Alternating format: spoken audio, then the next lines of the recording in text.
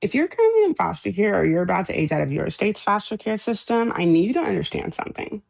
The circumstances you come from are far less important than the person you become because of the lessons you learn. Hi, my name is Lena Collins.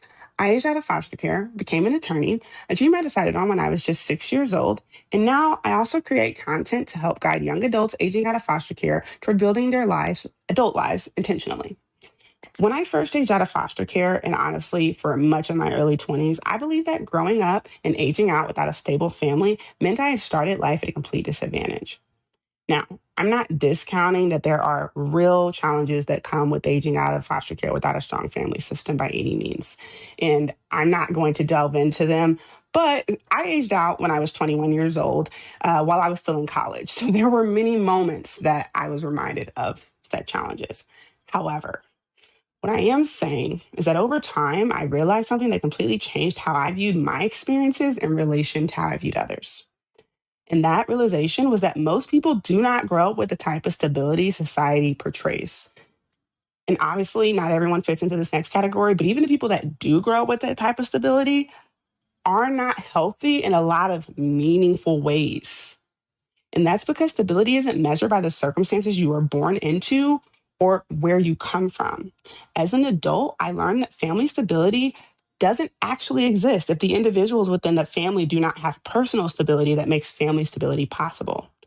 Personal stability is reflected in how a person treats themselves and other people when no one is watching and they have nothing to gain, as well as when they do. Whether someone is willing to be honest with themselves at all time and with others, and whether they're committed to becoming a better person when they realize they're doing things that aren't helping them towards whatever goals they may have. And the best thing about that is personal stability is something anyone can develop regardless of where they start in life. Once I understood this, I let go of my original belief and started asking myself, what did my experiences teach me about myself and who do I want to be surrounded by because of it? That shift changed everything. It led me to understand that my family was not healthy for me. That awareness helped me build boundaries and intentionally build healthier environments for myself. That shift wasn't just helpful, it was essential to my ability to heal, grow, and surround myself with people who supported my honest development. Foster care doesn't automatically make you more broken than everyone else, not even a little bit. Growing up and aging out of foster care for me simply meant I learned some lessons earlier than others. It also meant while I was learning those lessons, I didn't learn the lessons my peers were learning.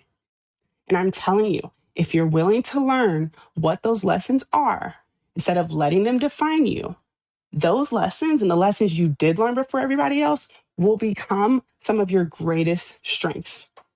As you build your life and learn what stability looks like for you, especially without a strong family system, you'll have to learn to rely on other people.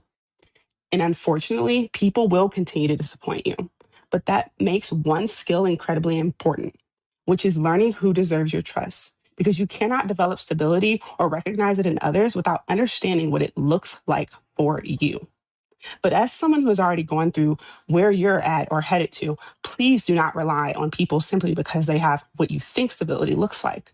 Stability is not confusion. Stability is not carelessness with yourself or your words.